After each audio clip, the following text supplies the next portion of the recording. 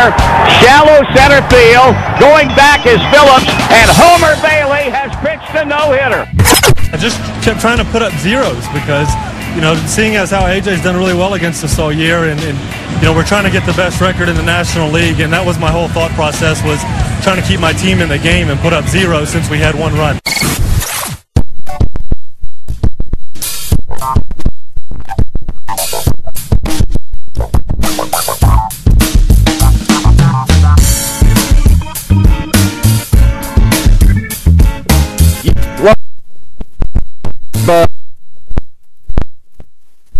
Getting you started here, your Saturday morning. Good weekend ahead of us. Mark Blankenbaker, if I'm correct, is on the line. Mark, are you there? No? Matt? It doesn't look like Mark. Mark Blankenbaker, my co-host. He is, if I'm correct, in Hattiesburg for today's Louisville Southern Mississippi game. So we'll get in contact with him in just a moment. We'll get him on, get this rolling. Great start to the show there with the lead-in. Homer Bailey, Cincinnati Reds fans. I'm a big one. You can see my hat I'm wearing on the ihigh.com/KentuckySports video we have going, live stream of the show. You'll see my Reds hat on. Homer Bailey, a no-hitter last night for the Cincinnati Reds. The first one in my entirety. I was 1988, Tom Browning was the last Red to throw the no-hitter. Homer did that last night against the Pirates on the road. He had 10 strikeouts, which equals his career high. One walk, which obviously will end the perfect game, and the error as well. There was an error on the Reds. I did not see that. It was earlier in the game. I turned it on about halfway. So there was an error, a walk to erase the perfect game, but a no-hitter, you heard it pop up to end it. It was awesome. I've never seen one. I was excited. I'm sure all of Reds Nation was because, it's just a year of the Reds. NL Central Division champions. They locked that up, 2 months ago it seemed.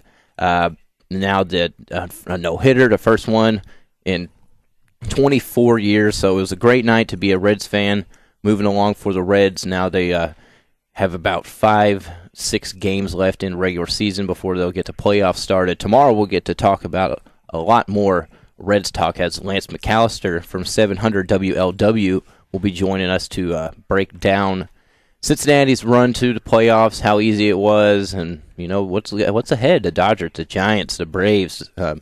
It's going to be a tough road. The Reds have a good chance with this pitching they have. I don't see why the Reds could not, make that run. I know in 2010 it was a struggle. They played the Phillies in that first round. They were swept 4-0, so that's never fun. Roy Halladay actually threw a no-hitter in that game, speaking of no-hitters, and in that series, excuse me. So, yeah, and the Reds had some payback during the playoffs, so I'm excited for that, excited for Homer Bailey. He was a product of LaGrange, Georgia, I believe, if I'm correct, maybe LaGrange, Texas, one of the two. I'm excited. He's a bat for years. He came back and forth to Cincinnati to Louisville, Louisville to Cincinnati. Now he's seems to be in a full-time rotation, which is good for the playoffs. We need that 3-4. The Reds need that 3-4 starter to be very successful in the playoffs to make that run. Mark, looks like I think we got you on. Mark, you there? Yes, I am here. How are you? Mark, I couldn't be better. Homer Bailey for the Reds last night threw a no-hitter.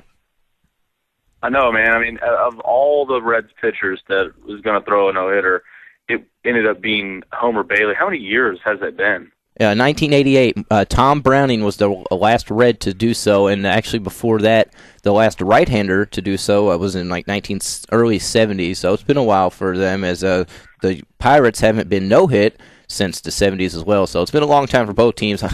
I couldn't have been happier. I sat down and started watching it, and oh my gosh, you always think through the 5th and 6th inning, somebody's got a no-no. Oh, cool, it's early. Well, it kept going, 7, 8, 9. There it goes. Awesome, no-hitter.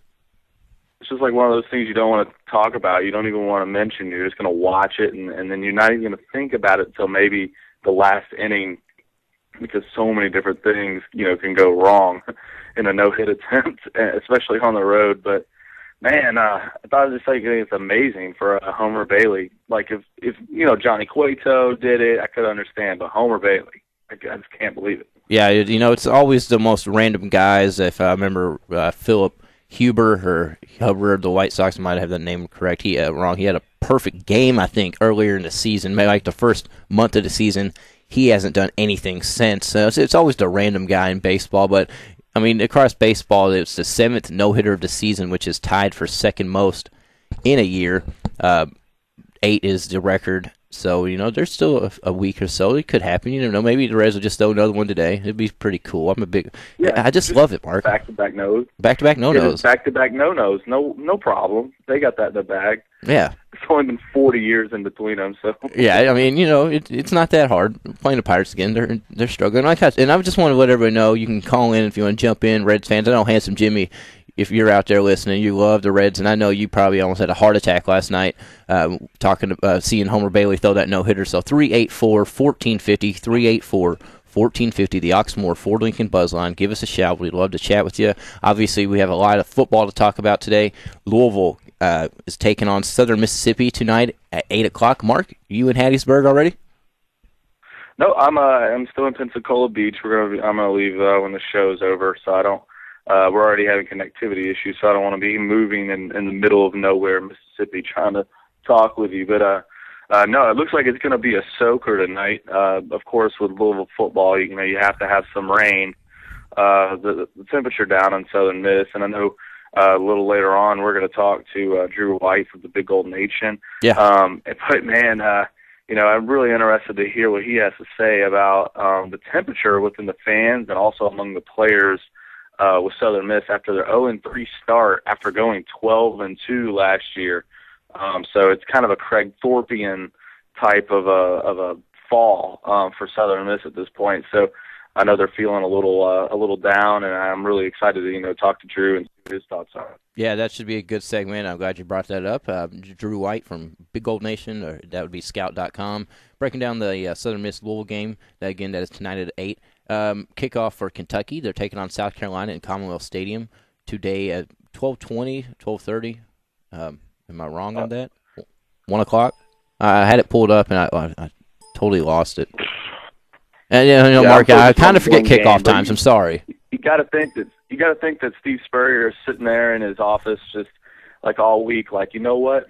This time we're really going to run it up, and the game starts at 7 o'clock tonight. Yeah, 7. I was looking next week. And a lot of games this week are late. A lot of really good games are either early or late, and it seems like ESPN just trying to draw a lot of attention to the Ryder Cup. But you got to think Steve Spurrier all week long is like, the last year we held him under 100 yards, and he saw Morgan Newton play last week. Obviously we're going to get Max Smith back and under center this week, but you got to think Steve Spurrier is just chomping at the bit to play Kentucky this week. Yeah, that's Steve Spurrier is always the coach out there in the SEC that will constantly take a shot at Kentucky for no apparent reason. I think he just loves to rub it into Kentucky fans. I think that's more of a line. He obviously was a Florida Gator for life. He won a national championship, won a Heisman at Florida, owned Kentucky until recent. Kentucky knocked him off 2 seasons ago, if I'm right, and or maybe was it last year or it was 2 years ago. And 2 years ago in 2010. Yeah, 2010. So he definitely does not like UK, especially when they beat him finally. He just loves taking shots. I don't like old balls coach. So, man, I'm looking forward to that. Yeah, 7 o'clock. I'm looking at next week's game. It's such an early kickoff. So we're going to have a lot to talk about with those guys. News around the area. We'll get to that right now, Mark. You're down in Hattiesburg. I know you know what I'm getting to. Mike Mara, out for the season. I know, and Mike Mara, injures his same knee 10 minutes into practice yesterday. It's just one of those things. It's like, how many knee injuries can Louisville basketball really sustain? And then you go in and you actually have Kyle Bolin in the same exact day, who's a big-time quarterback, a League 11 quarterback commitment to the University of Louisville out of Lexington Catholic. He tears his knee up last night. So it's a bad day to have to be a Louisville knee yesterday, and hopefully that doesn't carry over into today. But Mike Mara came home from a long road to recovery, and Rick Pitino said on Terry Miner's show yesterday that he just pivoted, and it was a normal pivot like he'd done in rehab 100 times, and it just tore again on him. So Mike is going to become a graduate assistant for the University of Louisville program, and I just hate it because there's just so much unrealized potential for Mike. You do all this rehab, you do all this hard work, and he was one of the biggest cheerleaders during that Final Four run last season, and one of the really kind of a bench coach for the other players. So you really wanted to see him get his due, and to not be able to see him be able to do that just is really not encouraging at all. And I know Mike is he's probably down right now, so Card Nation needs to pick him up. Yeah, that's. I'm as a UK fan, I don't want to see anybody go to injuries, and it's just crazy, Mark. It's constantly Louisville. What's going on? What are they putting in Gatorade? What are they eating? What's going on? I think it's just nothing but bad luck. Yep. Kentucky basketball has had an incredible run of good luck. Yeah. And Louisville's had a really incredible run of bad luck. When you play sports and you play athletics, you're gonna have injuries. People are eventually going to get hurt. But when you think about the 13 guys that Louisville basketball has on scholarship, the amount of knee and shoulder and just general aches and pains that they suffer seems to be a lot more often than people around the country. So I don't think it has anything to do with water or diet or working them too hard or anything like that. I think it's just bad luck. Yeah, I think you're right. It is nothing but bad luck. You can never predict when the injury is going to happen, especially when it happens multiple times to the same guys. Rakeem Buckles, now he is down south with Richard Pitino at FIU due to his knee, issues and his injury prone. It's just crazy. It just constantly happens to Louisville.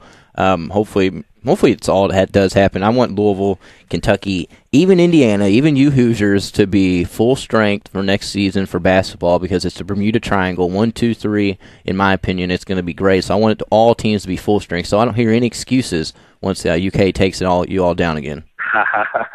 Well, the one thing about Mara is that he was a kind of a 3-point threat for Louisville for next season, but I don't think that he was really factoring into all the preseason, national 1 and 2, where everybody kind of slotting Louisville right now. I don't think he was a main part of that. I think obviously he provided depth, and one of the areas that he really filled the void was 3-point shooting. If you look at Wayne Blackshear, Peyton Siva, Luke Hancock, Shane DeHaan, and Gorgie Jang, and the guys that are kind of coming off the bench, none of them are really proficient 3-point shooters. And Mike Merrow would have been able to kind of come in, stretch his zone. And now, you start to think about, are you going to rely on Russ Smith, who's really streaky from outside, to come in and bust those zones on a tough shooting night.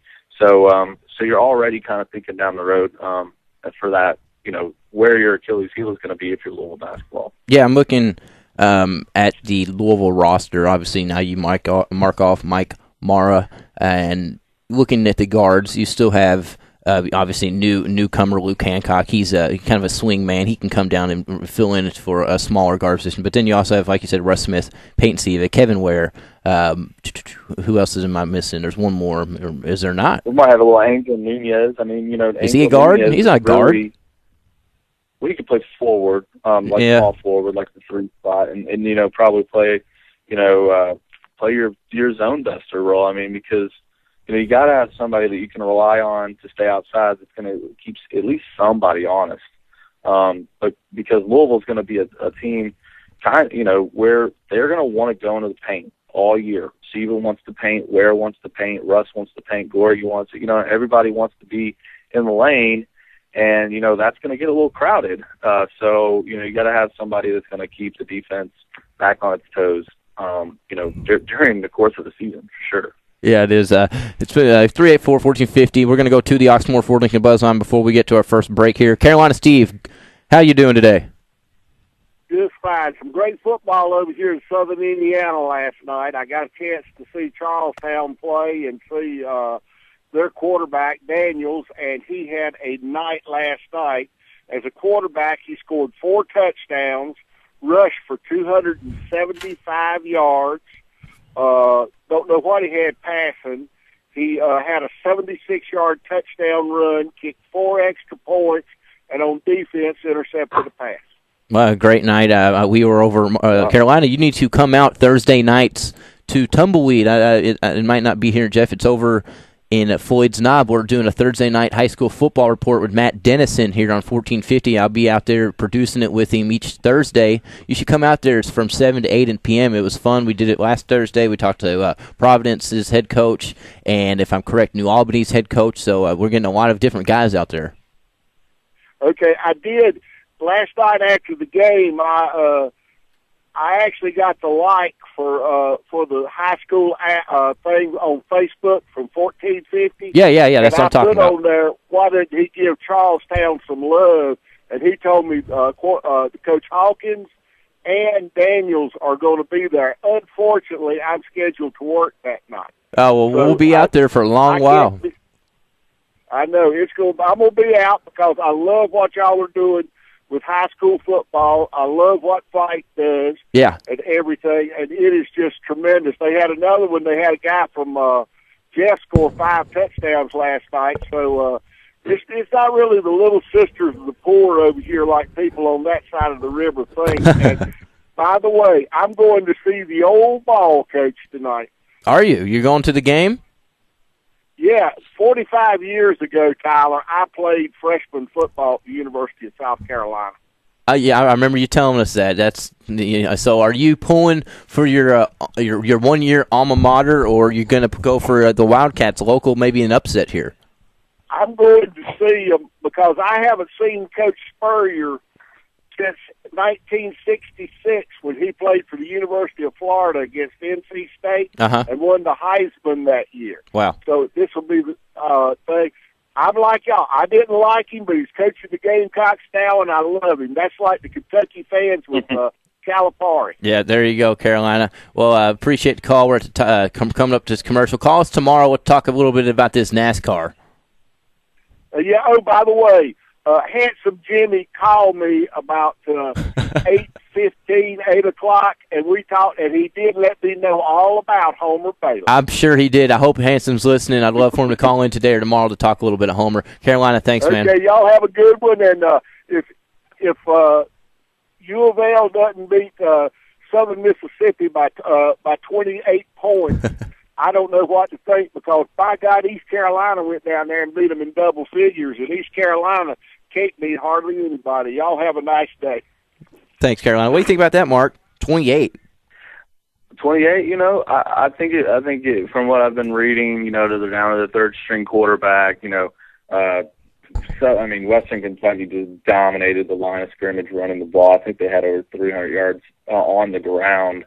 Yeah, I think Carolina Steve's right on the money there. If it's 3 touchdowns, you know, or more, then you're probably okay. But if it's 28 or better, then you think that Louisville football is who we think they are. There you go. We're going to go ahead and get to this break. It'll be a quick one. We'll come back in the 9:30 hour. We'll be talking to Dave Spelker, Vipe Magazine. As Carolina brought up, Vipe Magazine, us and KentuckySports.co, 1450 The Sports Buzz are all partnered up. It's great. You know, Vipe doing good things around the high school scene. So we'll talk to Dave here in about 10, 15 minutes. Stick with us. This is the Weekend Sports Buzz.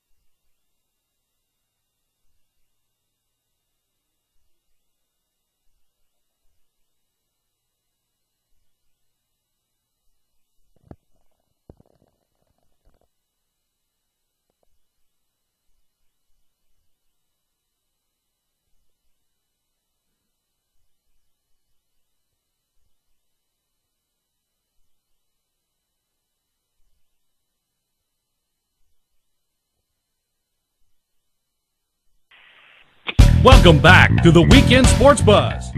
Let us know what you think. Give us a call on the Oxmoor Ford Lincoln Buzz Line at 384-1450.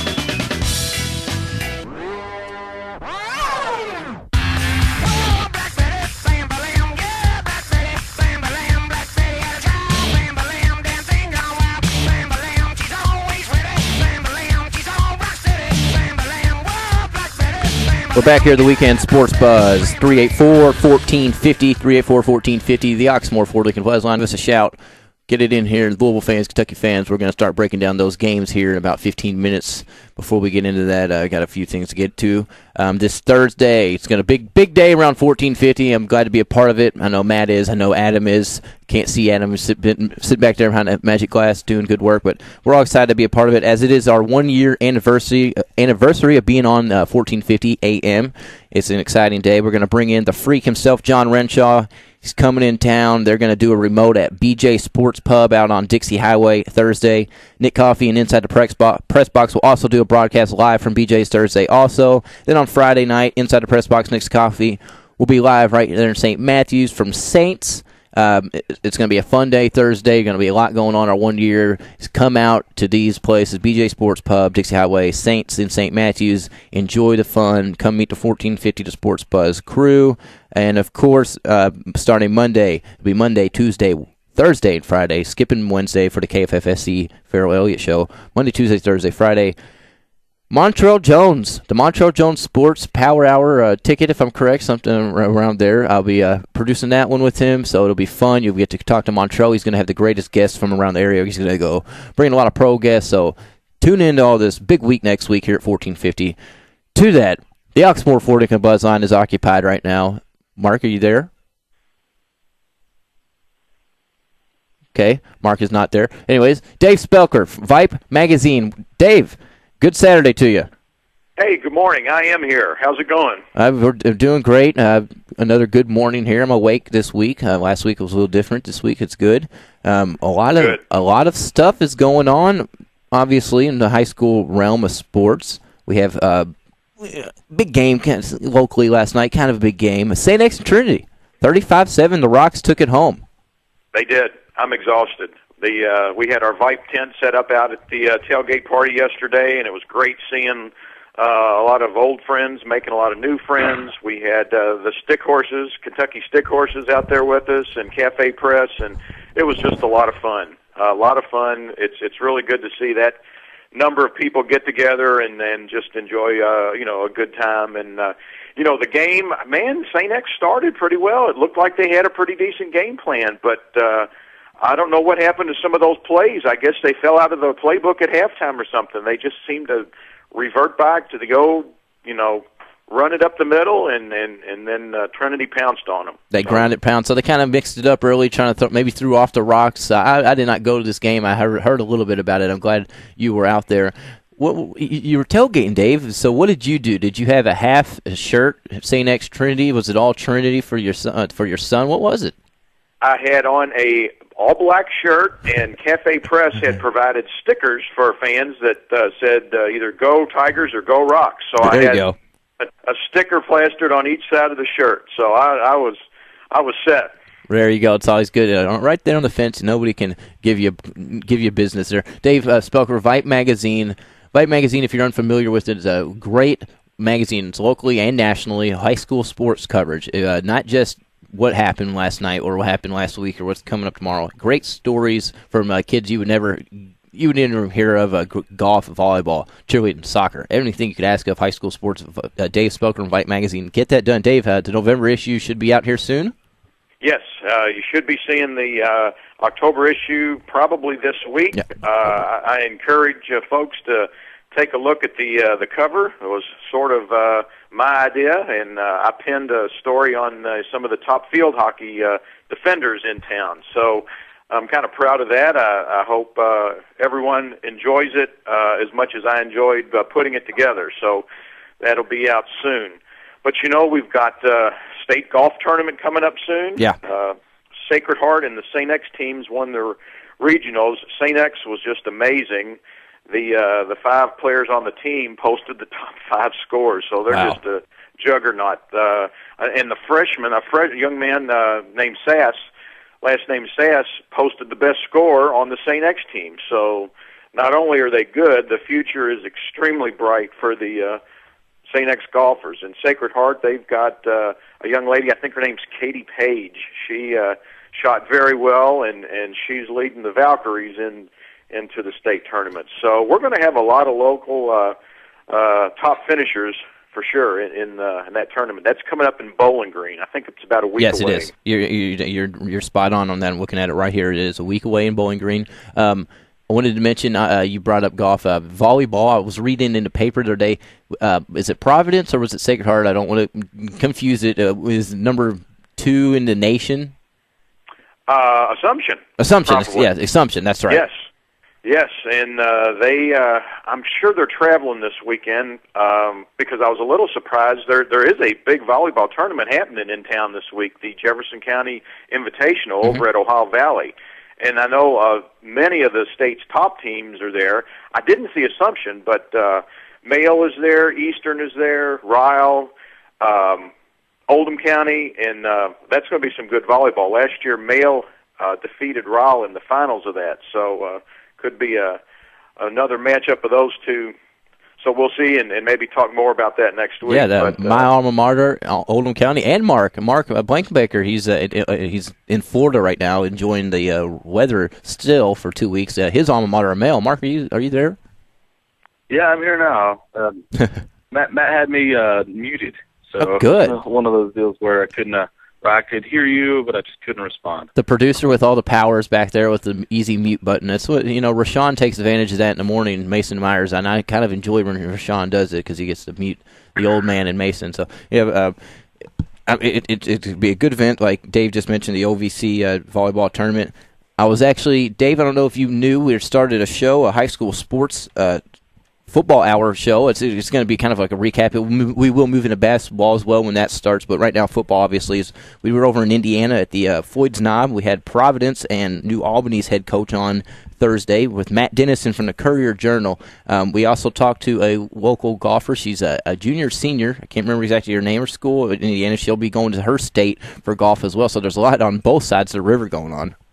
Outstanding. We love hearing more about the Indiana athletes. Carolina, we really appreciate him. Yeah. And he's dead on with some of the players he's seeing. That quarterback from Charlestown, he was amazing. Like, I think he mentioned he scored 4 TDs, ran for one that was like 76 yards. Just, the young men and young lady on that side of the river deserve every bit as much. So please, listeners out there, send us your ideas and stories on the Indiana athletes. We love them just as much. We just need to hear more about them. Exactly. And a lot of people are just not getting a vibe. It's still trying to figure out what's out there. It's at Kroger's, Dick's Sporting Goods, big distributors at all the local high schools in the Louisville area, Oldham County, I believe, as well. Some maybe Bullitt County middle school. So it's good. You need to get out there and get a Vipe magazine. One more thing, Dave, I wanted to mention a high school. Vipe covers is in Lexington. Louisville quarterback commit. Kyle Bolin mentioned it earlier. Mark mentioned it earlier. Kyle Bolin, he injured his knee and he will be out for a while. High school, injuries happen as well. What would you say in a high school game? How often do injuries come around? Well, believe it or not, in the female sports, they seem to happen more often. Yeah, you mentioned that one. Especially with the ACLs. We had a good article that Norton's penned for us not too long ago explaining that, if anybody want to pick that up and check it out. But injuries are a part of the game. All you can do is prepare and then treat accordingly. And I think that the schools in this area now, because of things that have happened in the past, have really, really stepped up their game in being knowledgeable about injuries and prevention, and certainly on the early warning signs of any injury. They know how to treat it now. So hopefully that's not an area of concern for anybody, but still, it's a part of the game. It's going to happen, but I think we've got good folks in place now to handle accordingly. Now, I wanted to ask you before we let you go here. Basketball season, high school, is coming up rapidly. We are getting here to October. Anything special Vipe will be doing to get the basketball season kicked off? Well, we'll do a basketball preview, and we'll be polling the coaches and putting together the list of the players that people knew last year, and we always like to talk about some newcomers that maybe you haven't heard the name before, but certainly by the end of the season you'll be like, oh yeah, I remember reading about him or her in Vipe a few months ago. So yeah, exactly. We enjoy doing that. That's a lot of fun. Exactly. I love having Dave on here Saturday, even if it's just for 5-10 minutes, just getting the Vipe magazine out there. We're glad to be with Vipe. Dave, we'll be talking to you next Saturday. Sounds good, and certainly happy anniversary to 1450. They have been wonderful about bringing high school news and stories and information to the public. So, we really appreciate you guys, too. Yeah, we appreciate Vipe. And like Dave said, this Thursday is the one-year anniversary, 1450, so it'll be exciting. We'll be talking to Dave after our one-year Saturday about some more local high school sports. Vipe Magazine, Dave Spelker. You guys have a great week. See you. You too, Dave. Mark, I always enjoy having Dave on, talking high school sports. Absolutely. I know we don't get out to as many, but obviously when Matt is there weekly, basically with our high school football broadcasting we're doing. I've done a few broadcasting at the Oldham County, North Oldham, and South Oldham games, so they are fun events. Obviously, we were both in high school one day. You don't really notice what it's like until you're out, maybe for close to 10 years, as I am approaching. Yeah, it's been 12 years for me, and I used to go back and check out a game or two, and I've been doing that less and less, and I really always enjoyed high school football. And I probably would have gone to the Trinity St. X game last night if I were in town. Even though I didn't go to either school, just to kind of see the rivalry. It's always good little spectacle, but I'm really discouraged by my male Bulldogs. They haven't been playing at the level that they played at when I was in school. But high school athletics is it's a special thing, and White Magazine does a really good job of covering it. So that's a good on Dave for doing if all I'm the good work correct, that he Mark, does. did Montreal Jones go to Male? Montreal did go to Male, and he was a year behind me when I was there. Yeah, he was there. Yeah, because I heard him. He was talking yesterday, if I'm correct, or Thursday, doing kind of previewing his show. He's starting on Monday, the Montreal Jones Sports Power Hour ticket, if I'm correct. Monday, Tuesday, Thursday, Friday from 12 to 1. It'll be fun. Yeah, he was previewing that, and he mentioned, him and Mario Urrutia, who was talking to him, how they battled each other. And yeah, I remember he mentioned Male. If I'm correct, that was when they played Oldham County. We had Dante Smith, and they played in state. It was a good game, or it may have been basketball, 1 or 2. Either way, Male's had some athletes come out there, but they're all going to Trinity now, Mark. I'm sorry. Yeah, they're all at Trinity right now, and I'm looking at, Male's main rival, Manual, and, they have a lot of good athletes coming up, for next year that I'm looking at that, I talked to earlier, Mason, and talked to him, and I said, you got to watch out for Manual next year, and, Trinity's had some tight games. He just laughed at you, I remember that. Losing a lot of offensive linemen next year, they're going to have Reggie Buchanan at quarterback, but they lose Travis Wright, lose James Quick, James Hatcher, Ryan White. That's a lot of talent that's going to be going out the door.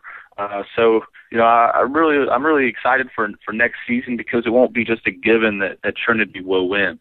So it'll be exciting. Yeah, it will be exciting.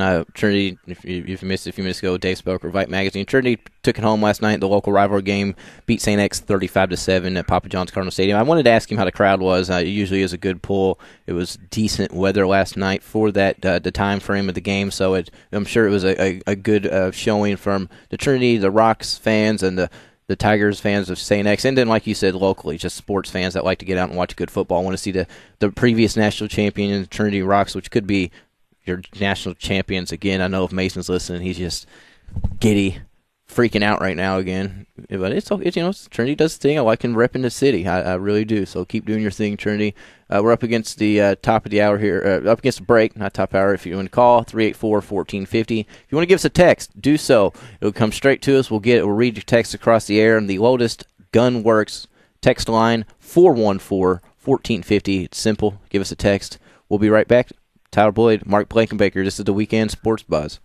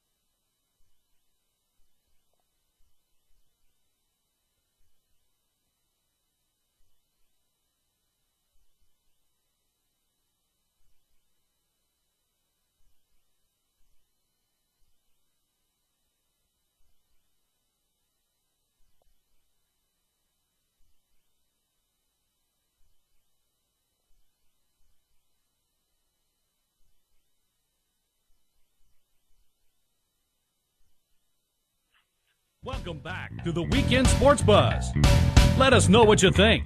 Give us a call on the Oxmoor Ford Lincoln Buzz Line at 384-1450.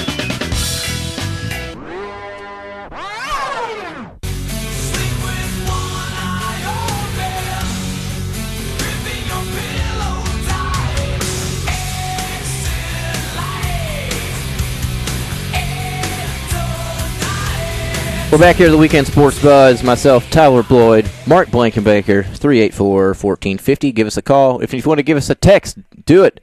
Oldest Gunworks text line, 414-1450. It'll come straight to Matt. He's got the account pulled up, I hope, so he can read off the text that come to us. Sweet, he does. So 414-1450. Give us a text. 384-1450. Give us a call. Going to the Oxmoor Ford Lincoln Buzz Line right away, Mark, because I got my man on the line. He was listening. I asked, and it was answered. Handsome Jimmy's on the line. What's up, baby? Hey, what's going on, partner? You doing good, baby? I couldn't be better. The Reds are obviously heading to the playoffs, Red October, and they got a no-hitter last night, Homer Bailey. I got to tell you, man, you take Homer, and the show, people was calling in one time, and I asked, what's the biggest thing, about the Reds? I said, Homer Bailey's come to a pitcher instead of a thrower.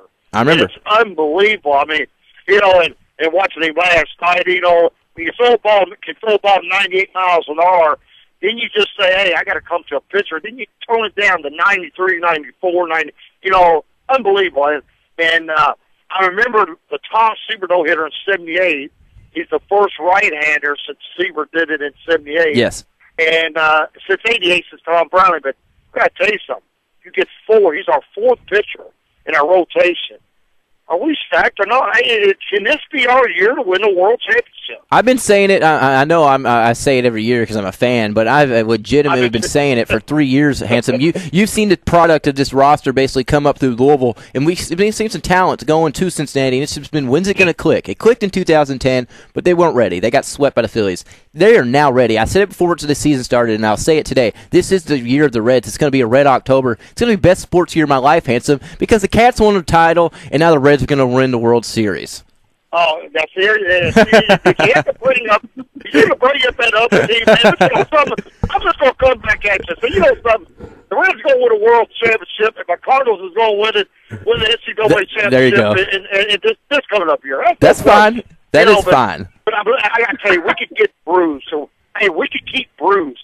Yeah. Hot. I mean, get him red hot because he's such a big key to this ball club. And, you know what's scary about Bruce? He's 25 years old, and he's already hit 4 home runs from 25 years and younger. I mean, he's already hit 30-something bombs. And to me, Bruce is sometimes so inconsistent at the plate. How you feel we keep him going? He can carry this club. And then, we got to get Drew going, too. Stubbs, he strikes out so much. Can Drew ever get hot? No. If he can live up his talent, how good can we be? If Drew Stubbs ended up being a good hitter one day, we would be unstoppable because this team is brutal. You know that. I don't have to explain it to you. And any baseball fan out there, this team is very, very talented. You can't get out the middle of the lineup. You really can't get out anybody in this lineup. Even Ryan Hannigan is the best contact hitter catcher I've seen in baseball this season.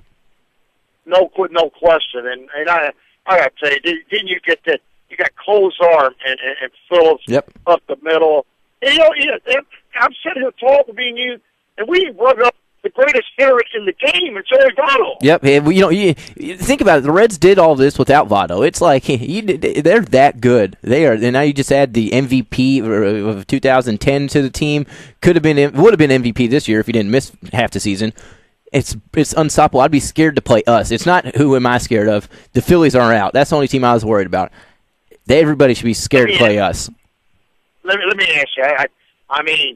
Now when the playoffs start, all right, and what do we do? What do we do with Frazier? Do we play? Where's he play at? It's a tough question. Do we put him in center? Where do we put him? If Joey and Scott, we got to go with them. I would imagine at Dusty's going to go with them. I'm assuming. And, where do we put Frazier? I'm assuming Scott will get, the majority of it, but he won't play that every day. Frazier will play definitely a game or two during the series at third, depending, I guess, the situation and the games as they set up. It's a new format. It's weird, but I guess that's the end in there. And I just want to know who we play first because I think this is the year of the Reds. I wanted to ask you, Handsome, quickly. Mike Mara out for the season. Oh, that was my next thing I was going to talk about. I mean, I got to tell you something. The young man, comes in the University of Louisville. Coach P, all the great players Coach P has had. I mean, for Bernard King, Mark Jackson, Patrick. Walker, Delk. You get a stable, T. Will. You Francisco, and then he says he's the greatest shooter he's ever saw. Yeah. The pressure's on the young man from the get-go. And did he live up to his talent and ability saying it? Well, nobody was going to. But I hate it because, I hate it. I heard he's a great kid. But last year, I'm telling you, he made a big difference on our ball club because he's a knockdown shooter. Is he inconsistent? Yes. He's one guy can get hot and just carry us. You know what I mean? Look at Syracuse game his freshman year. He had moments. You know what I mean? He had moments. Yeah, he did have moments, but he also shot. How do you feel about? Go ahead. How do you feel about Mike? I know you don't like the school, the team, but let me ask you.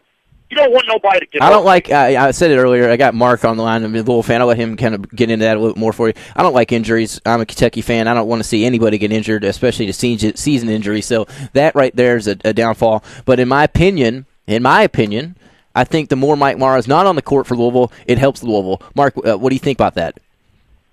I don't necessarily agree. I think in spot duty, I think Mike Mara is really like one of those floor general types. It might not be one of those things where you can really see what he's doing, but there was a couple games, 2 years ago that he basically won by calling out the defense in the center of the floor. Yeah. He didn't really do a whole lot, but it was his leadership on the floor that really kind of led the Cards to victory. And Rick Pitino talked in postgame about that several different times. People were like, "Why is Mara on the floor?" But it was his leadership on the defensive side of the ball that really made it. And he's a smart basketball player. So, and from a straight basketball IQ perspective, losing to Mike Mara is a big blow. I don't know if you remember this or not. Coach Pitino, and that's a great point. Coach Pitino said he's kind of like a David Pageant out there. He just knew where to put everybody. He called, like you said, the defense. So we're going to miss that, no question. And his ability, to knock down some threes, because we struggled so much on the three-point line and shooting the basketball last year. We still made it to the Final Four on our defense and our press. This year, I was counting on him to come off the bench and be a knockdown shooter. With Luke and Wayne, and Ware, hopefully our shooting's going to go up. That's a piece of the puzzle we might miss, and I know we missed him. I know we missed him last year, buddy. I know that for a fact. And I wish him nothing but the best. There you go. Well, Handsome, I appreciate you calling me in. You got to tune in tomorrow. We're going to talk to Lance McAllister from 700 WLW of Cincinnati, Reds rap host. Talking a lot of Reds tomorrow, obviously, so you might enjoy that one. You got it, buddy. Hey, partner, always a pleasure, buddy. You have a good weekend, my man. You too, Handsome.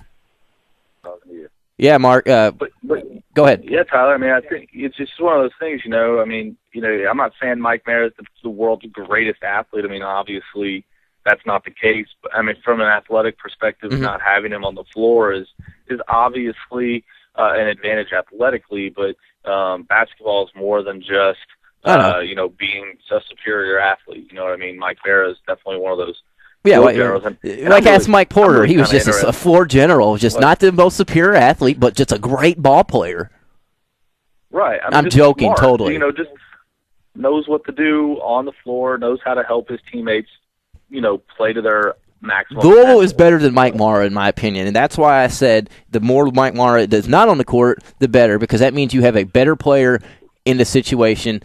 You're not the deepest at guard, so I guess that does kind of hurt you now. If you look at it that way. But talent-wise, yes. But he would have been a few minutes. Yeah, I'm just not. I've never been a Mike Mara guy. I like Peyton Siva. I like Russ Smith. Well, yeah, I mean, where you're really going to miss Mara is, like, you're thinking about it, like, okay, he would have been a good depth, somebody that could have played, 8 to 9 minutes a game. And then also, if Louisville had a cold shooting night, you could have plugged him in, and maybe he sparks you. Maybe is the question, because he's a 24% three-point shooter over his career. That's awful. Yeah, I understand that, but you also he was streaky.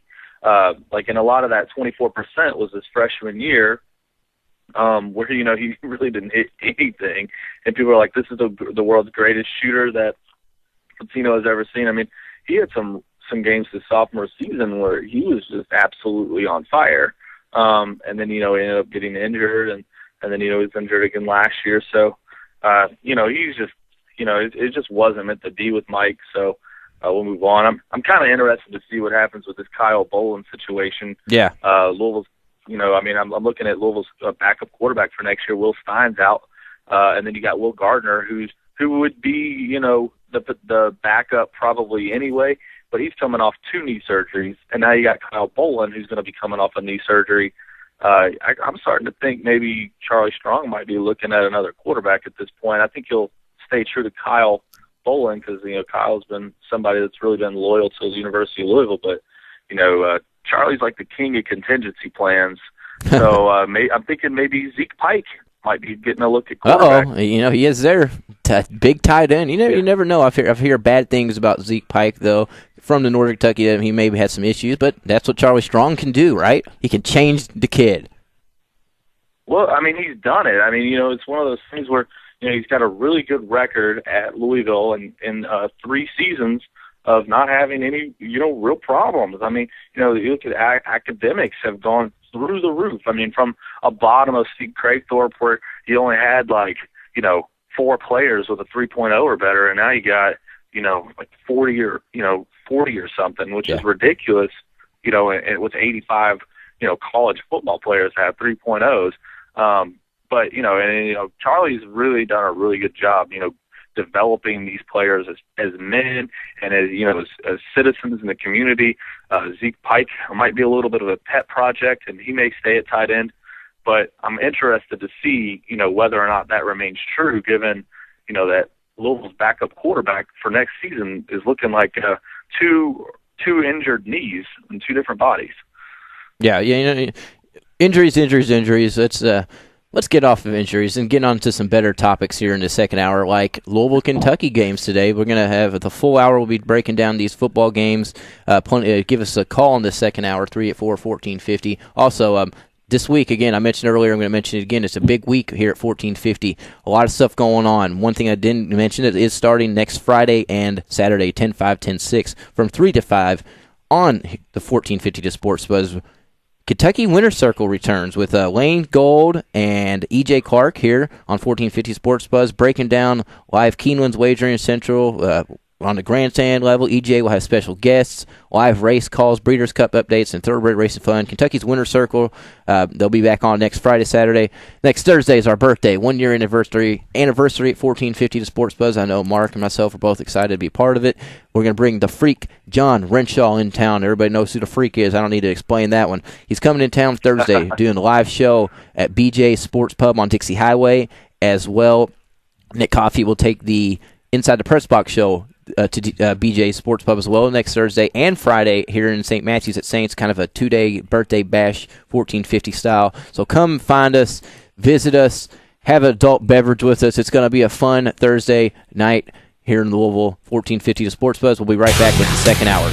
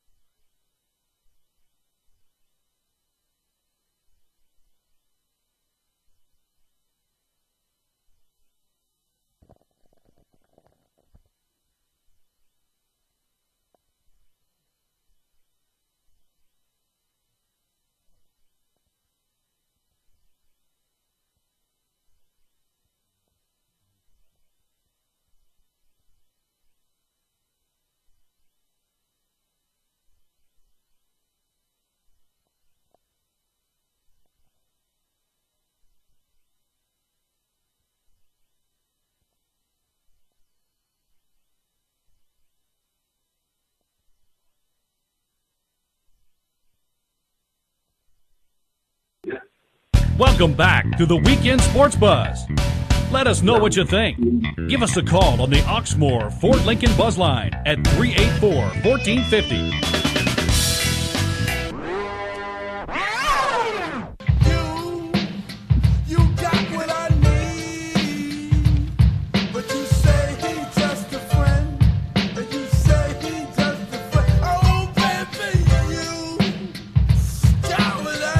We're back here, hour 2 of the Weekend Sports Buzz. Mark Blankenbaker on the road, about to head to Hattiesburg, Virginia. Myself, Tyler Boyd, here in studio, getting you through your Saturday morning. A lot of great hour 1 talk there. We started off, obviously, with the Cincinnati Reds and Homer Bailey throwing that no-hitter last night. That was awesome. I keep seeing it being replayed across ESPN. Highlight number 1 of the top 10 plays. So congrats to Homer Bailey, the Reds. Appreciate a couple callers calling in, talking everything. Hour 2, though, dedicated to college football. Let's get it first, Mark. Started off with a little schedule of, what's going on today. Obviously, we had Thursday night football. Washington upset Stanford. Did you catch that game down in Florida, or were you too busy having a great time? No, it was a later game, so I was actually able to watch it. So, I really was pumped to see Washington pull off the upset. They are always really tough to beat in Seattle, and, Stanford was one of those teams that jumped up really high after they beat USC. And, I said last week, the Pac-12 is a really interesting conference to me. And, this week I was looking at that game, and I'm also looking at this Oregon State-Arizona game late tonight, to kind of, help shape up the rest of the conference there, because I'm having some fun watching some West Coast football right now. I don't know about you. That's a change. You don't get to say that much. But yeah, it is not bad. It's had some good games. Across the slate here, I'm watching ESPN. The game day is rolling on. Michigan State and Ohio State are playing. That should be a good one, 14 versus 20. Obviously, you got your Cards, number 17 or 19, whichever way you want to look at it, versus Southern Miss. Number 12, Texas, is taking on Oklahoma State. Late night game. I look for Texas to lose that game, actually. I like the Cowboys. They're the number 1 offensive team in the country, and Texas has not looked that impressive yet this year. So I'm looking for the Cowboys to pull off that win. So that's your upset of the week right there, Oklahoma State over Texas. I like that. I don't know if I like your predictions just because awful predictions last week or whatever it was 2 weeks ago. Well, yeah, it was last week. Hey.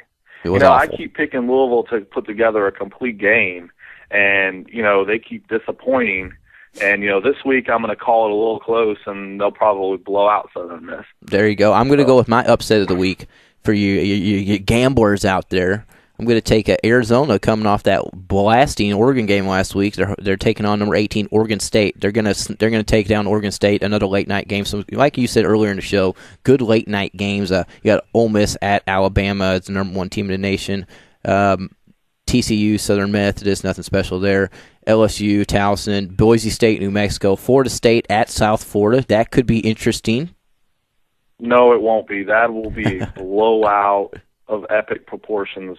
South Florida has nothing going on right now. B.J. Daniels, he looks lost as a quarterback. I mean, he might as well be Rain Man out there playing quarterback. The game I'm really looking at is this Baylor-West Virginia game. Okay, it's your first game of the day, noon start. West Virginia's first ever, Big 12 game.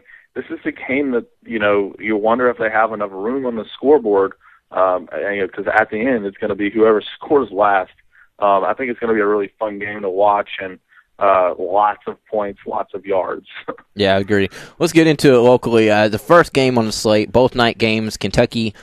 We'll start with the Cats, because at 10:30 we're going to start talking with Drew White about the Cardinals and SMU, as he is from Scout.com and Southern Miss. So we'll talk to Drew White. We'll get on the Cardinals here in a few minutes. We'll start with the Cats. In my opinion, there's not much to say here, Mark. You're taking on South Carolina, 7 p.m., Commonwealth Stadium, ESPN2. You don't have to have the 3. You don't have to do it. If you have local TV, you get your ESPN2. So that's a positive. But South Carolina, Mark, coming into town, number 7 ranking, maybe a little overranked, maybe not. They're kind of up in the air. They're injury prone, kind of like Louisville is with their quarterback every year, it seems. They got Connor Shaw. Tonight, do the Cats have any chance at all? I don't really see it. The thing is that Connor Shaw does make the engine go for South Carolina, and he's hurt. But, you're looking at a Kentucky team who last week, we thought Max Smith was going to come in and give Kentucky a chance. And, I think if you look at it, if Max Smith had been under center last week, it may have had a chance. Morgan Newton looked absolutely terrible. Yeah, we don't need to talk about that one. Interception yards than he did have passing yards. So it was one of the worst performances you'll ever see from the quarterback position. I don't think you'll see him at quarterback this week. Joker Phillips prepped Jalen Whitlow to be Max Smith's number 2 and said that he didn't play god-awful. A lot of people kind of were like, that's not a ringing endorsement for your backup quarterback, but I don't believe it had anything to do with Jalen Whitlow. I think it was in reference to Morgan Newton's play from the previous week. I think Jalen Whitlow actually would be pretty decent, and I think he would have given Kentucky a better chance against Florida, but I just don't think Joker Phillips wanted to start a true freshman on the road against Florida, as his debut. So he rolled out that's a good Morgan point. Newton, and we all kind of saw the results. Yeah, the results were a big, fat donut. Yeah, Mark, I'm glad you meant that up. Joker Phillips over the week didn't say that Jalen Whitlow didn't play god-awful, quote-unquote, god-awful. He said that in the press conference, so I think you're right that, he was kind of comparing it to the performance of Morgan Newton from last week. That was god-awful. So, yeah, I'm excited that it was. I couldn't even watch it. But I'm excited Max Smith's back.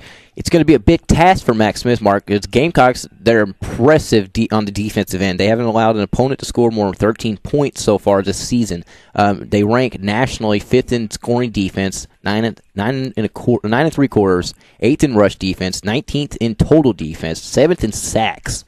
This team is getting at you on the defensive end, so that's one thing Kentucky has to have. Max Smith, number 1 offense in the SEC. Well, maybe not now after last week's performance, but before last week, number 1 offense in the SEC. So it's going to be offense versus defense. Maybe Kentucky can find something to bite. Yeah, I'm looking at Kentucky, and with Max Smith, they're obviously a better offensive team. And if there's a weakness in the South Carolina defense, which like you said is very good. They're 5th in scoring defense, 19th in total defense, but they give up a lot of yards through the air, and primarily because they stop the run so well. So teams generally pass against them more often. They kind of abandon the run early, especially if they don't find any room in the first quarter, so they don't waste downs. But they allow 233 yards through the air. They do get to the quarterback a lot, which is a concern when you're returning. Max Smith and Joker actually said this week that Max's shoulder's probably going to bother him all season long. So South Carolina is a team that likes to hit the quarterback.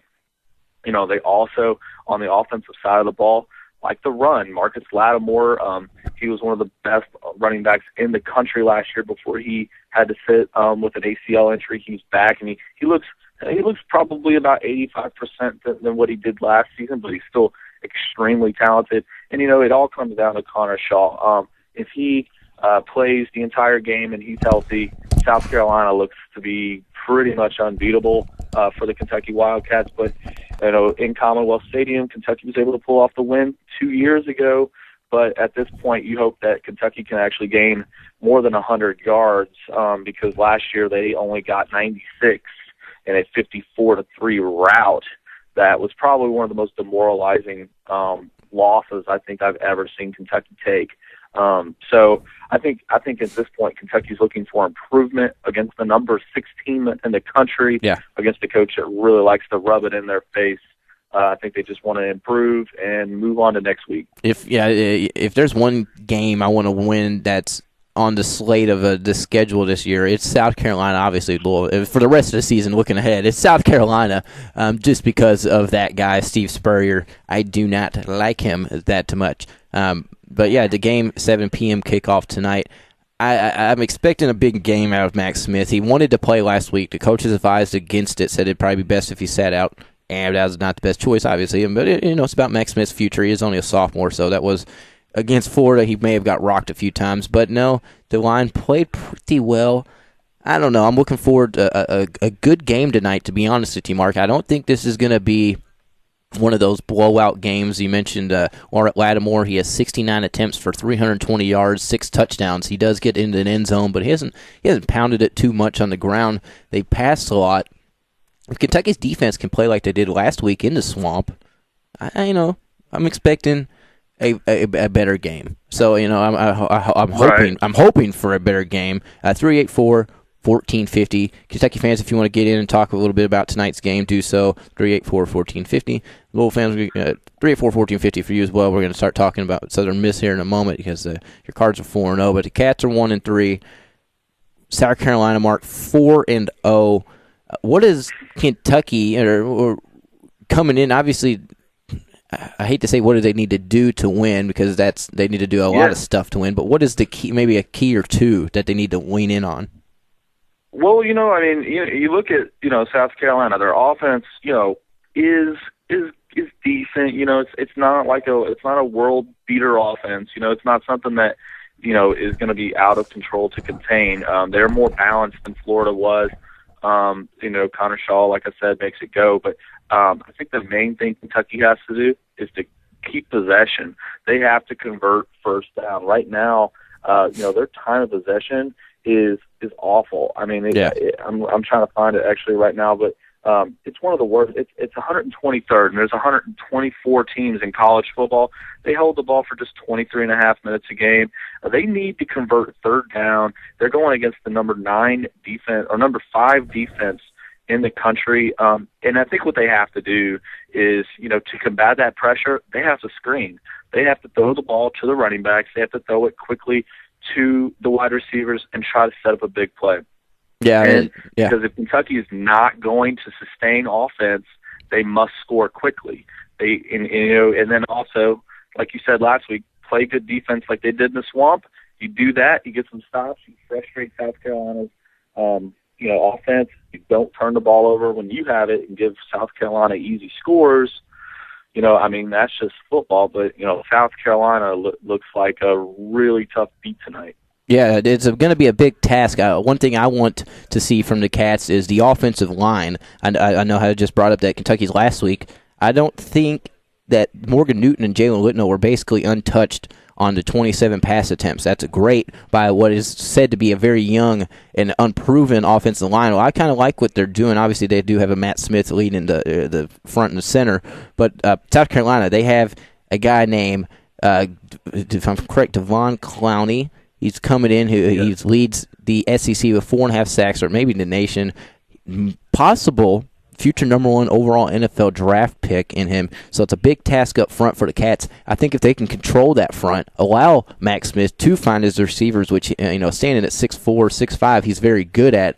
I like his chances of tonight, Mark. I hate to put the harp on. Kentucky has basically sucked this season, but call me Mr. Optimistic. But I think the Cats, if this is a game, it's this week or next week, they will upset one of these two games. Well, Kentucky always seems to pull an upset. And, yep. You also have Larry Warford up there, who probably is going to be a first or second round draft pick for Kentucky, at right guard. So he's going to be somebody that you're going to, really, key on Clowney with. But Clowney's going to be in the backfield. He does that every single week to every single team. You'd have to hope for him to get food poisoning for him to not be in the opponent's backfield. That's just a given. And what you got to do is, if you know that that's going to happen, you got to figure out how you're going to combat that. So, like I said before, if he's going to be in your backfield, throw it to where he left. Hit the screen, and just take the 5-6 yard gains, and maybe you break it off with a huge gain, or maybe you don't. But sustaining offense is huge today for Kentucky if they hope to, keep it close and have a chance to win. What's your over-under 56 points combined? I will go under that. You're going to go under that, so you're thinking more of a defensive front of game? Yeah, I'm not a big fan of South Carolina's offense. Mm-hmm. I think they win with defense, and that's what I was saying earlier. Don't turn the ball over and give them short fields because they take advantage of that. Connor Shaw can run. He can also throw. They have Marcus Lattimore, who's not going to be denied 2 yards. If he needs 2 yards, he'll get 2 yards. He's just not somebody who's going to be negative. So, you can't give them anything cheap. And, and South Carolina is the king of that, which is kind of a flip-flop from what the Steve Spurrier of Florida, where they kind of air it out and really didn't even think about running the football. It's totally different these days. Yeah. And I could pick South Carolina to win the East before the season started. I still believe that they will. Georgia does not scare me. Florida does not scare me. Tennessee definitely does not scare me. And, Kentucky, Vandy, Missouri, they don't look like that they're going to compete this season. So I like South Carolina to win the East. And, I can't see Kentucky winning, but, you never know. There's some magic still left in Commonwealth Stadium, and maybe Joker captures a little bit of it. Yeah, I'm going to go out on the line, Mart. I'm tempted. I've been trying to decide for the past 4 or 5 months which upset of the week I was going to choose. Was it going to be this week, or is it going to be the Mississippi State game? Kentucky seems to always do something dumb in the end against Mississippi State. South Carolina usually, or should I say Steve Spurrier usually always owns Kentucky, so it's a tough pick. I kind of want to go with tonight. I'll think about it for the next 40 minutes, and I'll let you know who I'll go with at the end of the show. But I'm tempted to choose the Cats just because I just got that feeling. Anyways, let's get to our break. I do. I know people are probably listening thinking, this guy is crazy. He is stupid. He's delusional. Maybe I am. But what if they did it and then I just call me a genius? 384-14. You're allowed to be that way, Tyler. Thank you. I am. What's the big deal if I choose the Cats, right? What's he going to do? I'm not gambling. No big deal. I'm not gambling. You're allowed to be wrong. I'm allowed to be wrong. To be wrong. Well, exactly. 384-1450. Give us a shout. We're going to talk back. 10:30. We're going to talk to Drew White from Scout.com, Southern Mississippi. I always want to say Southern Miss, a big gold nation. So we'll talk to him in here in about 10 minutes. So stick with us. Weekend Sports Buzz.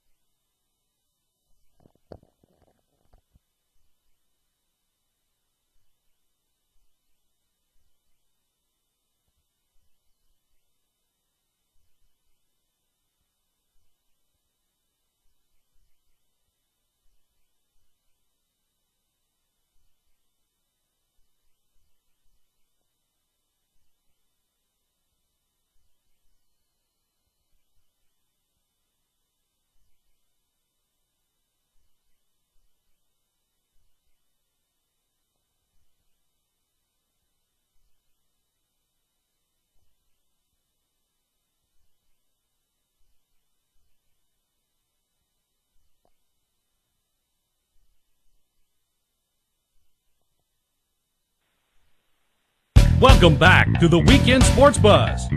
Let us know what you think. Give us a call on the Oxmoor Ford Lincoln Buzz Line at 384-1450.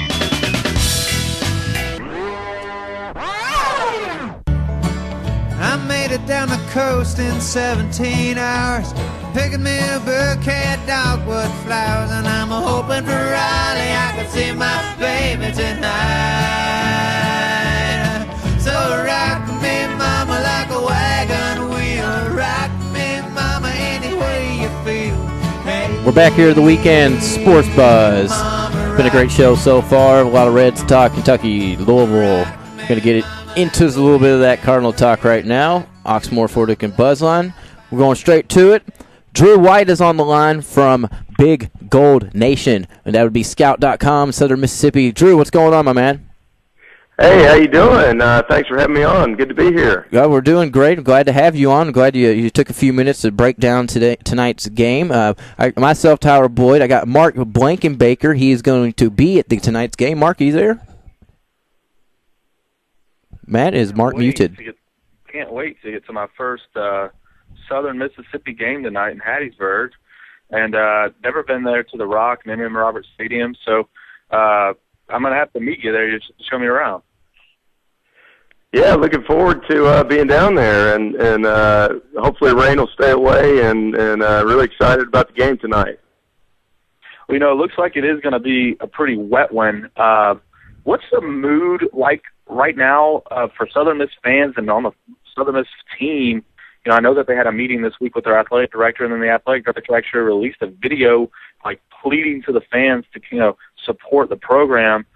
What's the mood like in Southern Miss right now after going 12-2 a season before and starting 0-3 this year? Yeah, I mean, I'll be honest, it's about like the weather is right now. It's pretty dreary. Southern Miss is in unfamiliar territory. This is, a lot of momentum coming off of last season, as you mentioned. 12-2 conference championship and top 25 ranking, and then this season just hasn't been good on either side of the ball so far. And this is Southern Miss's first 0-3 start since 1976, and just a place that they're not familiar with. It's a school that enjoys winning tradition. We've had 18 consecutive winning seasons, so being here, it's definitely unfamiliar, but looking forward to renewing this old rivalry, and maybe this will be the jump start that the Golden Eagles need to get back on it. Yeah, I'm looking at your rivals, Big Gold Nation, and I'm checking out the boards. You got a lot of followers on there. I'm impressed by that. A blackout game today. Looks like the crowd's going to come in for having Louisville coming in. They're going to be excited and amped. Yeah, definitely. And just a quick correction, I write for Scout. Our website's goldeneaglepride.com. Oh, I got the wrong one. Yeah, no problem at all. But, it's a blackout game. It's a game that everybody's been looking forward to, we've been pointing at. This has been a great rivalry for many, many years, back in the late 70s through the early 2000s. And it's one that Louisville has dominated lately. They've won the last 5 games. Including the last 2 in Hattiesburg, but USM still holds an advantage, 18-10 over Louisville. But I tell you, both teams are moving in opposite directions right now, so it's going to take a Herculean effort for the Golden Eagles to get back in the win column against the number 19 Cardinals. Right, and Drew, you mentioned, sort of the history. It seems like no matter what has happened, throughout the rivalry, it always seemed like, when Louisville had a really good team going into Hattiesburg, it even felt like, that Southern Miss still had their number. And, I guarantee you there'll be Cardinal fans tonight, even despite being 4-0 going against an 0-3 Southern Miss team. They still remember a lot of that black magic that Southern Miss seems to have against the Cardinals, and there's a lot of history going back. I mean, you talk about Mills kills, Favre's Hail Mary, and then the last 2 games have actually been decided by really tight margins. So, Louisville definitely has won recently, and they are headed in opposite directions in terms of, record and momentum. But still, I mean, you look at the way this series has gone, and it seems like anything can always happen.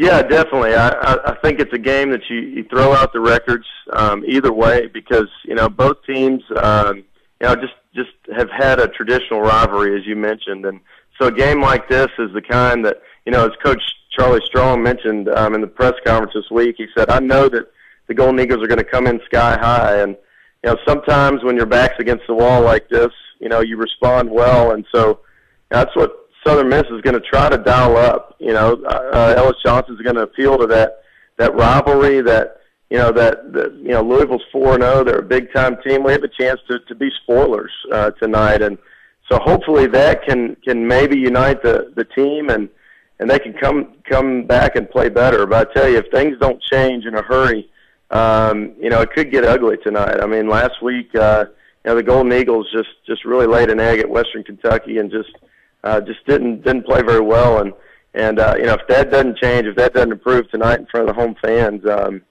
I'm afraid that the things could continue. But we're hoping that maybe this rivalry could unite things, kind of bring a jump start or something can get the Golden Eagles going. Right, and Southern Miss started out the season with Chris Campbell at quarterback, mixing in some Anthony Alford. Both those players actually went out of the game against Western Kentucky, and it looks like Ricky Lloyd, third stringer, will get his first ever start and at the collegiate level. What's the status of Campbell and Alford, and how do you feel about having Lloyd under center tonight against Louisville?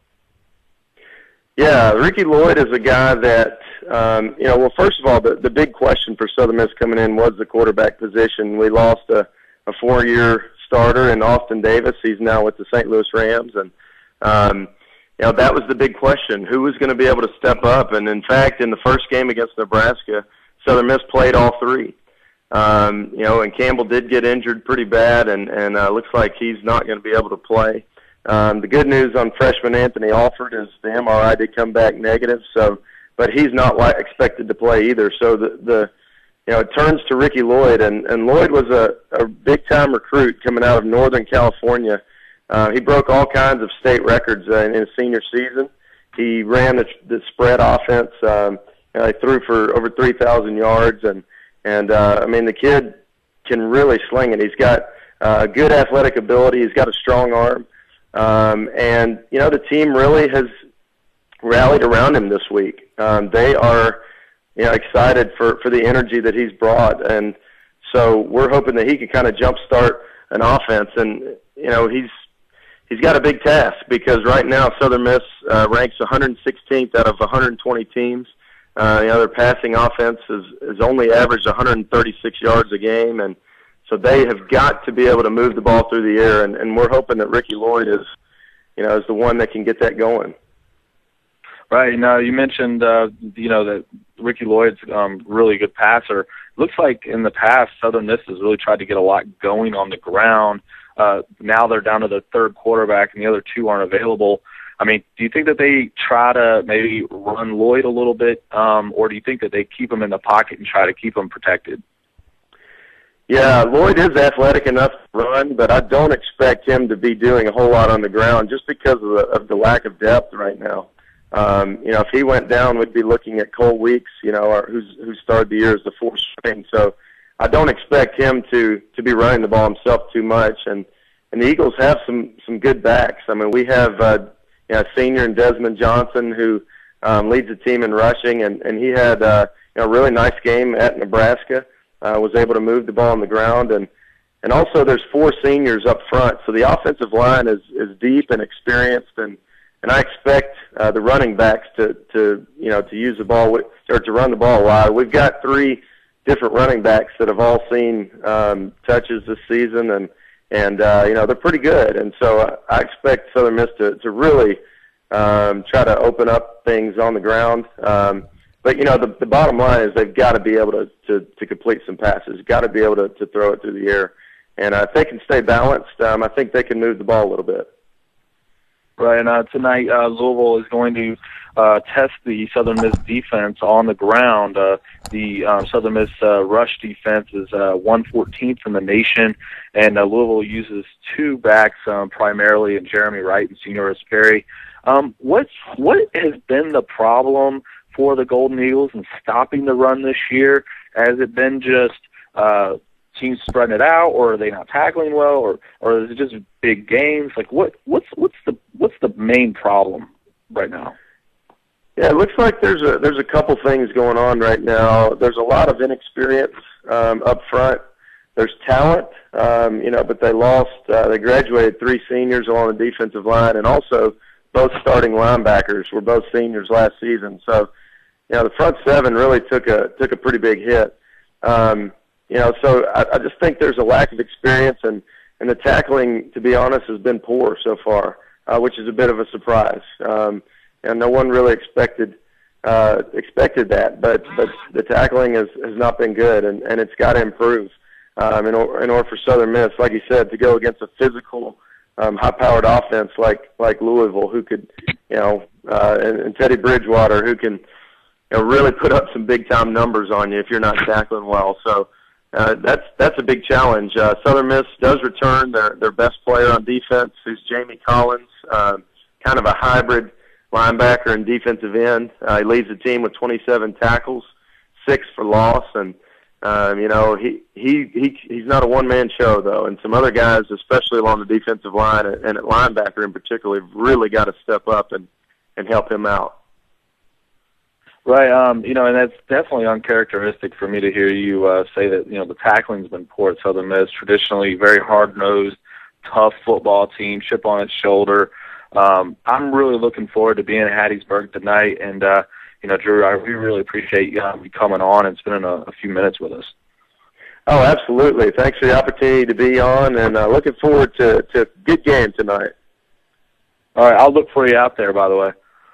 Okay, great. Sounds great. Thank you. All right. Thank you. All right, have a good Drew, night. and have a good one. Drew White from not Rival, Scout.com. I had the wrong little link pulled up there. We appreciate Drew White coming on. Mark, good interview there, buddy. Had a lot of great topics there. The game tonight seems to be a very favorable to the Cards. It does. I mean, like we talked about, they're on their third-string quarterback. Definitely Ricky Lloyd could be a wild card sort of situation where he hasn't really been given a chance to, take control of the offense. But, there's a reason why he didn't win the position coming out of fall camp. So, while it's true, their backs are against the wall. Ricky Lloyd's coming in at quarterback. They still don't stop the run, and Louisville is going to run the football. If somehow they do stop the run and somehow Ricky Lloyd does turn into, some prolific passer that he didn't show during fall camp, we could have a ball game on our hands. We could. And it is going to be raining. Yeah, rain seems to go where Louisville has kind of been around this year. Obviously, first we had the Kentucky game, a lot of rain around then. Last week, FIU, now this week. So the rain is around the Cards, but it doesn't matter considering you're 4-0, looking like to be 5-0. We'll talk a little bit about what's ahead. Maybe, 5-0 is looking quite well for your Cards. If you want to tune into some golf, though, if golf's wrapping up, but the Ryder Cup, some favorite things going on in the golf world. One of my favorites is going on. USA leads Europe 5-3 right now.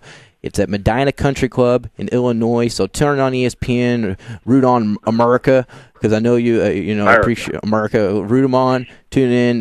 You got the morning foursomes going on, and then you got the Saturday afternoon foursomes later, and then tomorrow we'll wrapping up the Ryder Cup. It'll be all the singles matches. So it'll be a fun day, a fun weekend of golf. Plenty of football going on today, tomorrow, NFL, college football. Give us a shout.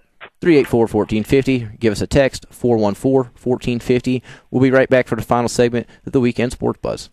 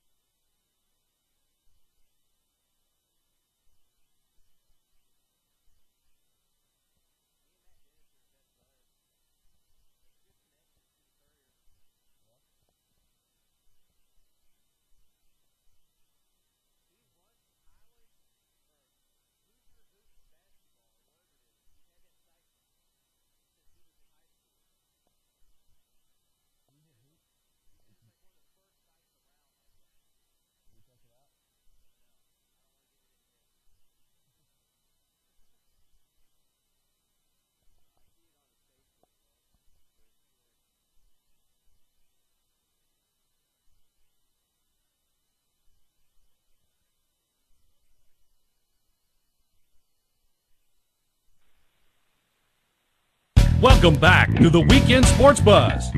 Let us know what you think. Give us a call on the Oxmoor Ford Lincoln Buzz Line at 384-1450.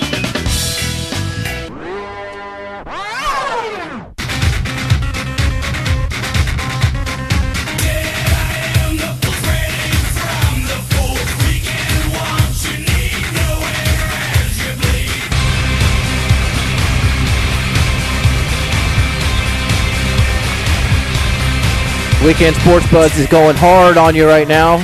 Give us a call, 384-1450. Come in with something right there. What is that, Matt? Do you know?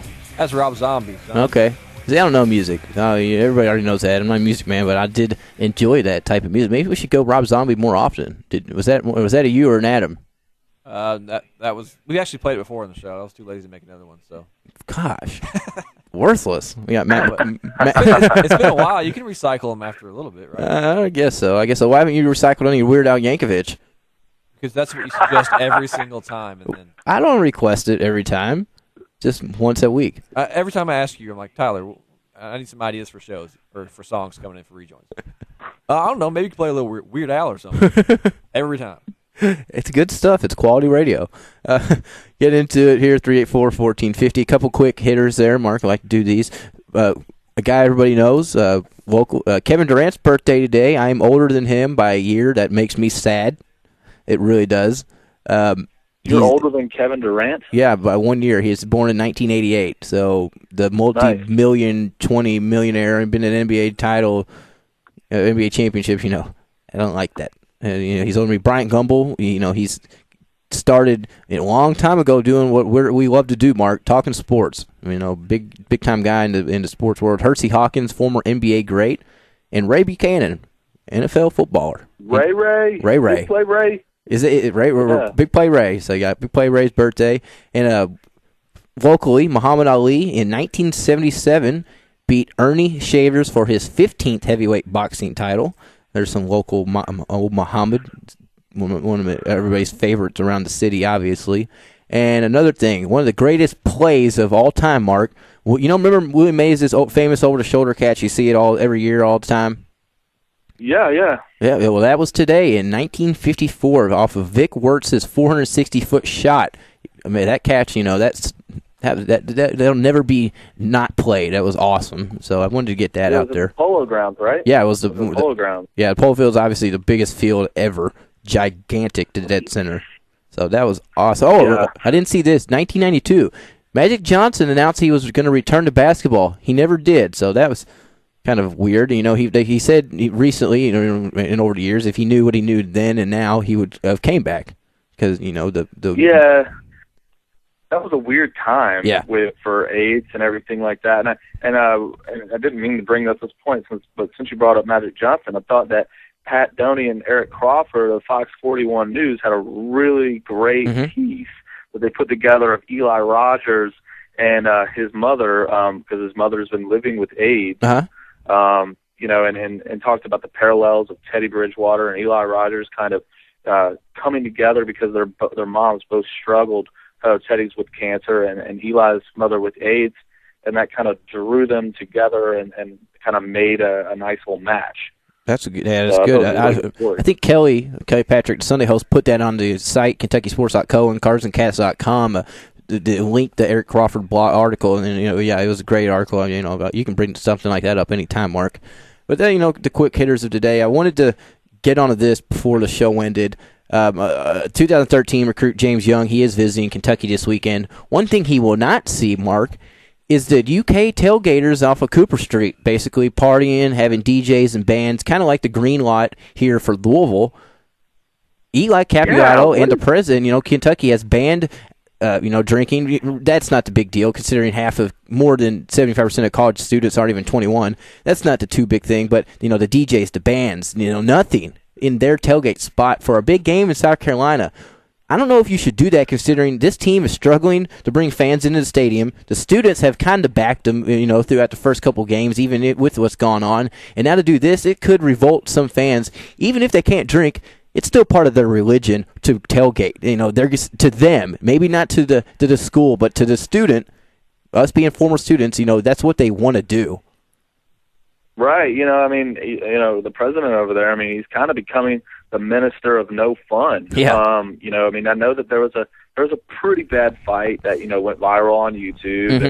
And, that sort of thing should never happen. And if you're a student or a fan and you see something like that going on, you need to get security over there and get those people arrested and taken out so that you don't lose privileges like this. Because, when the administration doesn't trust the fan base to, behave, especially the students to behave, they're not going to put that amount of liability out there, because if the young man who got kicked in the head, like football punch style, yes, kicked in the head, had any sort of brain damage or anything, the university would have a major lawsuit on its hands. And, I understand from a fan perspective, yeah, we want to tailgate, we want to go out, but from a university perspective, yeah, it's not worth the risk to them. So they're going to go down and crack a few skulls this week. If you're drinking on campus, you're asking for a citation or to be arrested. And probably the last 2 or 3 weeks, keep some people in check. But it's just a shame that sort of thing happens, with students. And in all of college football, it's not just the Kentucky fan base, but it's everywhere. It is everywhere, but unfortunately it did happen at the University. It happened that somebody wanted to video it, put it on YouTube, because, I saw it. A lot of people saw it, went viral. But, it happens at every place. I was at the Louisville tailgate last weekend. I saw some scuffling going on. There wasn't it wasn't head bashing like that one, but there was almost fights. I'm 25 now. I've been through my years of college tailgates, and I've seen some fights. So it's not just in Lexington. Everybody thinks that Lexington loves to just go out and fight people. National championship issue, burning couches, and I would have burned my couch too if I had an extra one. Who cares? Yeah, and the president of Kentucky, Eli, I don't have any idea how to pronounce his last name, so I'm not going to try. I think. Okay.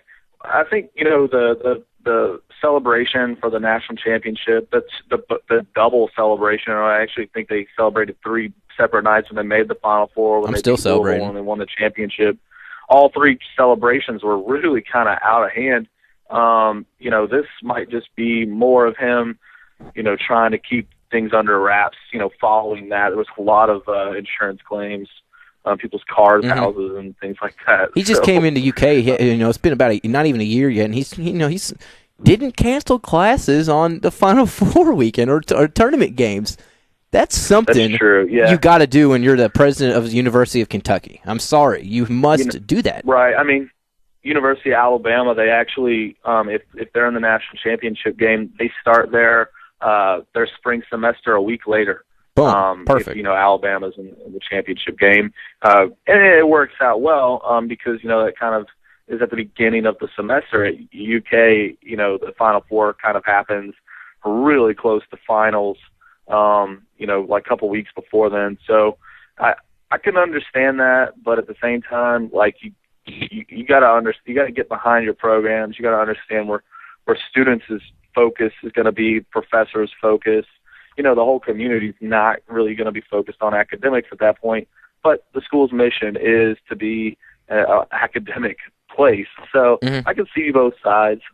Yeah, I can definitely see the University of Kentucky side, and I'm not disagreeing with them. Look, it's one tailgate area. If you're that desperate to to crack open that adult beverage, walk over to the other side of the street.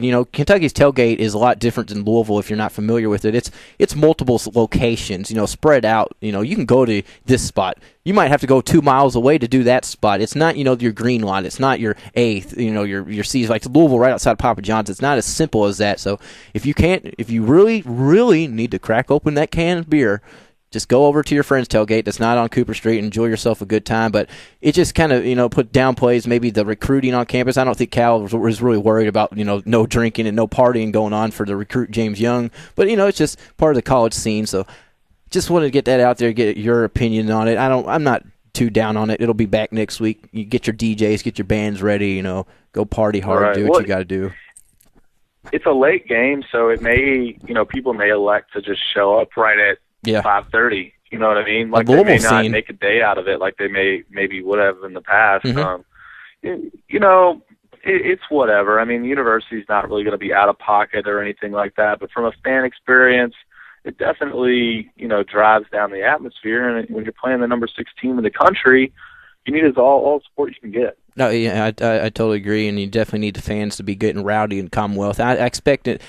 I hate to say I expect the fan to turn out to be about the same, but student section might be a little not as wild. I hate to say it. Alcohol does induce craziness. Obviously, it reduces fights, but it also induces people screaming for 4 quarters, and it does help. But it's fine. Get out there and support the Cats tonight. That kickoff at 7 p.m. ESPN2, Kentucky, South Carolina. I'm going to go out there and say 27-24 Kentucky, Mark. I'm stupid, aren't I? It's a little crazy. Yep. But you know what? The crazy things happen with Crazier things has happened. They beat number 1 LSU. Yeah, Kentucky football has always been good enough to knock off a couple crazy wins every single year and bad enough to never compete for the East. So it's one of those things where I can see where you're right. And I probably would call it South Carolina 31, Kentucky 13. That's fair as well. Either way, it's this week or next week, 24-17 Cats. How about that? It's gonna be one of those weeks that they're gonna get the upset. Tonight for the Cardinals, I got a blowout. Louisville will get that blowout. They've been looking forward the past couple weeks. Tonight is that night, in my opinion. I don't care if the SMU crowd blacks it out, does whatever they need to do. You'll be there. You'll be covering the game. Is it local? Is it going to be televised locally, Mark? That's one thing I have not looked. It's on the CBS Sports Network, which is on. It's at 6:13 on DirecTV, and Insight Channel has it within the sports package. So people will be able to watch it on their televisions tonight. If they don't have it within their package, they can go to their local bar and watch it on TV. They don't have to worry about streaming it. I really am excited for this game. Louisville has a chance to go to 5-0 for just the 7th time in school history. And a lot of those were back in 50s and before. First time since 2006 that they'll be 5-0 if they can pull off the win tonight. I got Louisville 38-10. I think the running game for Louisville really, really dominates this game, time of possession, and I think Southern Miss on their third-string quarterback. They may be able to capture some magic, but I think Louisville's defense is due for a big game. Everybody keeps saying it. I keep saying it, and they keep disappointing me. But I know that it's there, and I have to hold out hope. If they don't do it this week, maybe this is just a Louisville team that we have, and we're just going to have to ride our offense, which is weird. Yeah, I think this is the week. I'm going with 41-13 Cards. This will be the week. They've been on the road now for 2 weeks. It's their second road game. They've got the routine down a little bit now. They don't have to worry about what am I going to do this day? What am I going to do next day? They kind of know this is going to be the game where Louisville comes out and does run the table, in my opinion. So that game, 8 p.m. kickoff time locally. So we got Kentucky at 7, Louisville at 8. So that's not bad. You can, if you're a fan of both teams, which there are a lot of fan of both, Kentucky and Louisville here, obviously. Which, in my opinion, I don't like that too much. But you can tune in both. You can tune in both your teams. Mark, how far is the drive to Hattiesburg? I said Virginia like an idiot, or Hattiesburg, Mississippi. Yeah, you keep saying Virginia. I don't know why. Strange, but it's a 3-hour drive from Pensacola to Hattiesburg. It's going to be kind of a lot of country roads, it looks like, but that's okay because it's a nice Saturday. It's not raining yet, but when it does start, apparently it's going to be bad. So that could play a factor tonight too. So it really could. Obviously, weather does play a factor. Louisville's used to it though, so it's a good thing for Louisville. Getting towards the end of this show here, it's been fun. The Lotus Gunworks text line 414-1450. You can send text all the time. It'll when somebody comes in the studio, it'll be loaded up right there on the computer. They'll read off what you want to say. Make fun of Mason. Make fun of Rashawn in the morning on Mason Myers. Do what you got to do on text line. But Mark, safe travels today to Mississippi, not Virginia. I don't know why I said that. Mississippi, and then enjoy the game tonight, my man. All right, man. I appreciate it, and you tell Matt and Adam I said what up, and I'll be talking to you in person next week, hopefully. Hopefully we can talk to you tomorrow for a few minutes and get a little recap. Oh, that's right. Yeah, you're welcome to call me anytime. Awesome, man. Have a good night. All right, there we go. Mark Blake Baker. Again, thanks to everybody for listening today. Everybody's rolling in. The next at 12 o'clock, we got those weekend golf guys coming on. John's doing a great job with them. So stick at 12, listen to them. Tomorrow, myself, Tyler Boyd, Kelly Patrick. We're going to have Lance McAllister on talking Reds. We're going to have Farrell Elliott talking fantasy football. We're just going to recap these games. So tune in, 10 to 12. This is the Weekend Sports Buzz.